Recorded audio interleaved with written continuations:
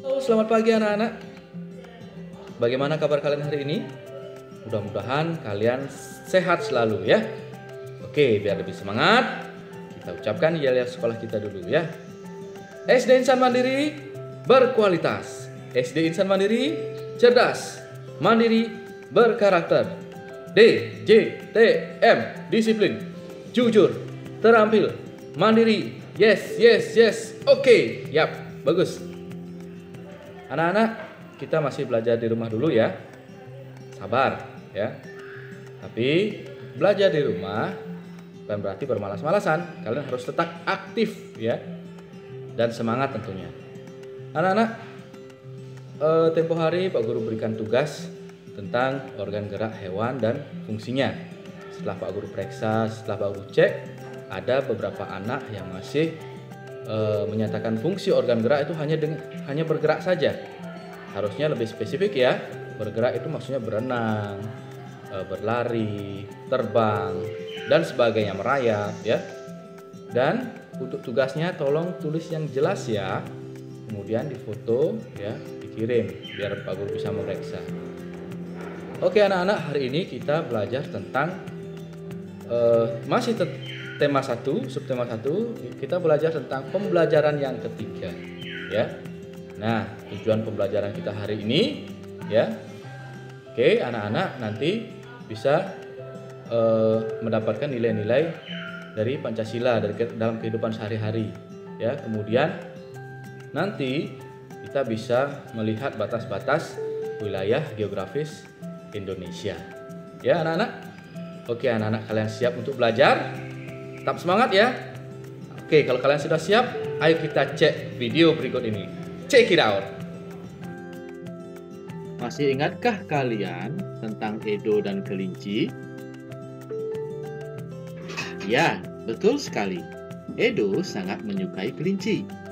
Setelah bermain dengan kelinci, Pak Rudi mengajak Edo mengumpulkan air seni kelinci. Untuk apa ya?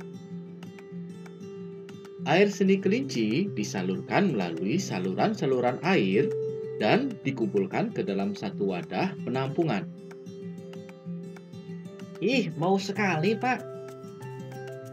Benar, Edo. Meskipun bau, tetapi air seni kelinci ini sangat baik loh untuk bahan pupuk cair organik tanaman.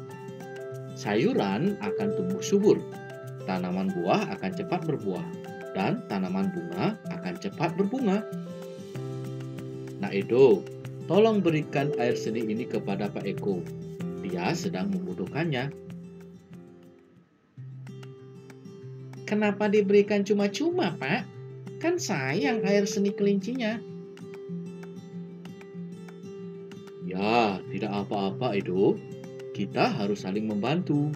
Jika ada orang yang membutuhkan bantuan, kita juga harus ikhlas dan sukarela dalam membantu. Karena kita itu adalah makhluk sosial, artinya tidak dapat hidup sendiri dan membutuhkan bantuan orang lain. Dan ingat, saling membantu dan tolong-menolong adalah bentuk dari pengamalan sila Pancasila juga loh. Benar sekali, Pak. Jika tidak salah, sila kemanusiaan yang adil dan beradab ya? Ayo belajar nilai-nilai dari Pancasila. Pancasila adalah dasar negara Indonesia. Pancasila mengandung nilai yaitu ketuhanan, kemanusiaan, persatuan, kerakyatan, dan keadilan. Sila pertama mengandung nilai ketuhanan. 1. Beriman kepada Tuhan Yang Maha Esa, menjalankan perintah dan menjauhi larangannya. Kedua, memiliki toleransi antara umat beragama. Yang ketiga, tidak memaksakan kehendak ataupun mengejek antar umat beragama.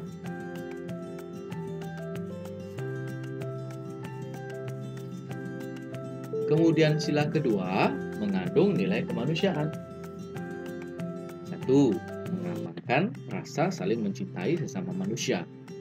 2. Melakukan kegiatan kemanusiaan. 3. Berani menegakkan kebenaran dan keadilan. Dan 4. Menjauhi rasialisme. Sedangkan sila ketiga mengandungkan nilai persatuan. Yang pertama, menerapkan sikap cinta tanah air. 2. Rela berkorban demi bangsa dan negara. 3. Memajukan pergaulan demi persatuan dan kesatuan bangsa yang berbineka tunggal ika.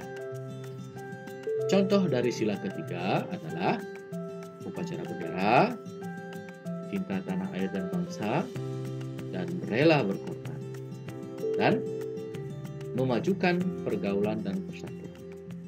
Sedangkan sila keempat mengandung nilai kerakyatan. 1. Mengutamakan kepentingan umum di atas kepentingan pribadi dan golongan. 2. Mengutamakan budaya musyawarah dengan asas kekeluargaan. Nah, contoh sila keempat, pemilihan ketua RT, ketua RW. Nah, yang dilakukan dengan cara musyawarah. Nah, begitu juga di sekolah, ada pemilihan ketua kelas. Dilakukan dengan musyawarah juga loh. Dan ketiga, ya, menghindari pertikaian atau permusuhan. Nah, sila kelima mengandung nilai keadilan. Yang pertama, bersikap adil terhadap sesama. Kedua, bersifat hemat. Ketiga, memiliki sikap bekerja keras dan menghargai hasil kerja keras orang lain. Contohnya, tidak menerima suap, selalu menghargai dan menyayangi sesama, dan rajin menabung. Nah, coba kalian simak sekarang perilaku yang sesuai dan yang tidak sesuai dengan sila ini. Nah, yang pertama, beribadah sesuai agama dan kepercayaan masing-masing. Itu sesuai ya.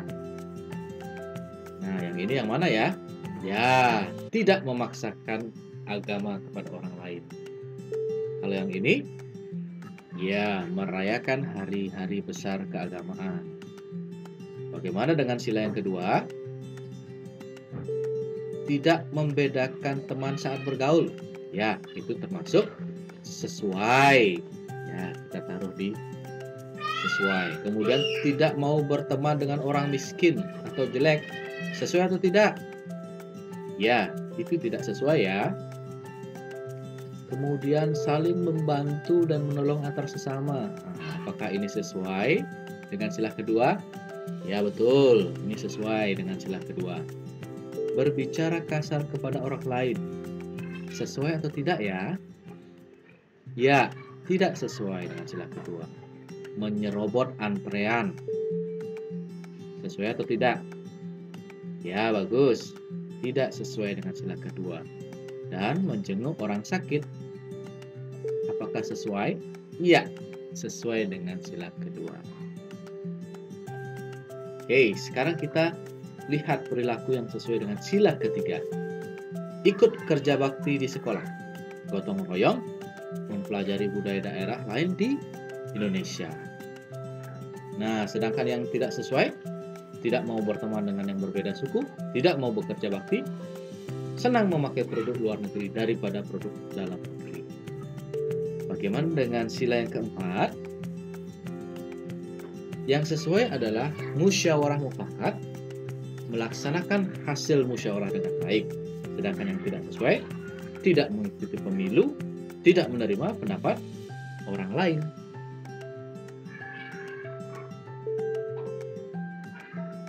Nah, bagaimana dengan sila kelima? Menghukum pelanggar hukum dengan adil, mencontek saat ulangan itu tidak sesuai, tidak membayar pajak itu tidak sesuai dengan sila kelima. Sedangkan memberikan kesempatan kepada orang tua untuk duduk ketika di angkutan umum, nah itu sesuai ya. Nah, sekarang giliran kalian. Tugas kalian ya, kerjakan buku siswa halaman 24 sampai dengan 26. Sekarang mari kita amati peta Indonesia. Tahukah kalian batas negara Indonesia? Coba simak baik-baik ya. Batas negara Indonesia ya terlihat di dalam garis merah itu ya. Pada bagian utara ada negara Malaysia. Ada juga negara Singapura dan Brunei Darussalam. Sekarang coba kita beralih ke bagian timur. Sebelah timur, nah itu terlihat ada negara Papua Nugini. Kemudian batas lautnya ada Laut Bismarck dan Laut Solomon. Sekarang kita ke bagian selatan negara Indonesia. Nah, di sana ada negara Australia. Kemudian, oh iya, ada Laut Timur dan juga ada negara Timur Leste. Nah, sekarang beralih ke bagian barat. Nah, di sebelah barat, kalian bisa lihat tidak ada daratan. Yang ada hanya lautan yang luas yang disebut dengan samudra, yaitu Samudra Hindia. Nah, sudah jelas bukan batas-batas wilayah Indonesia? Berapa sih luas wilayah Indonesia?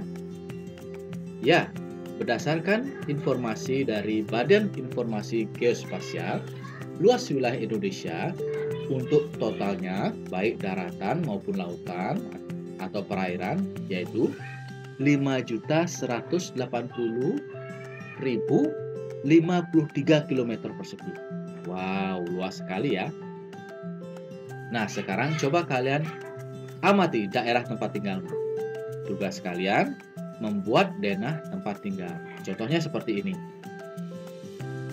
Atau yang seperti ini juga, ya. Oke, terima kasih. Selamat mengerjakan. Oke, anak-anak, demikian tadi ya pembelajaran kita hari ini ya. Nah, hari ini ya, jadi bisa kita simpulkan bahwa hari ini kita sudah belajar apa? Ya, yang pertama kita sudah mempelajari tentang nilai-nilai yang terkandung dalam Pancasila. Ya, jadi nilai-nilai kehidupan sehari-hari yang terkandung dalam Pancasila. Sila pertama sampai kelima itu ada ya dalam kehidupan sehari-hari ya yang selalu kita aplikasikan atau kita laksanakan dalam kehidupan sehari-hari kita ya. Kemudian yang kedua, kita juga sudah mengenal batas-batas wilayah geografis Indonesia dari sebelah timur, barat, utara dan selatan ya. Anak-anak tetap semangat ya. Jadi ayo hidup sehat. Ayo kita selalu mencuci tangan, menggunakan masker, dan ingat berolahraga ya. Oke anak-anak, sampai di sini dulu. Kita ketemu lagi nanti di lain waktu. Sampai jumpa. Bye bye.